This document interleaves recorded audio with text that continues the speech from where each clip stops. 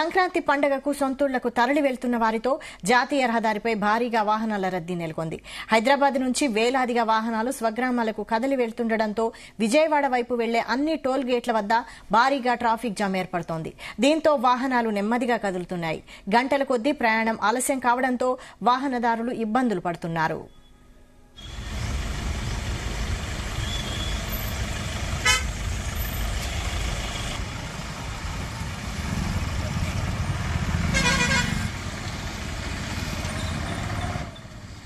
సంక్రాంతికి సొంతూళ్లకు తరలి వెళ్తున్న వాహనాలతో టోల్ గేట్లు కిటకిటలాడుతున్నాయి. హైదరాబాద్ నుంచి విజయవాడ వైపు వస్తున్న వాహనాలతో చిలకలు టోల్ గేట్ రద్దీగా మారింది.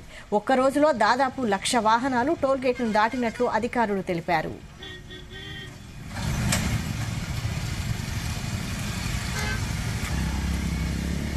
చిల్లకల్లు టోల్ గేట్లో మొత్తం 12 దారులుండగా 6 దారులను విజయవాడ వైపు వెళ్లేందుకు అనుమతిస్తున్నారు. వాహనాల రద్దీకి అనుగుణంగా దారుల సంఖ్య పెంచనున్నట్లు తెలిపారు. వాహనాల రద్దీ నేపథ్యంలో టోల్ గేట్ వద్ద అదనపు సిబ్బందిని నియమించారు.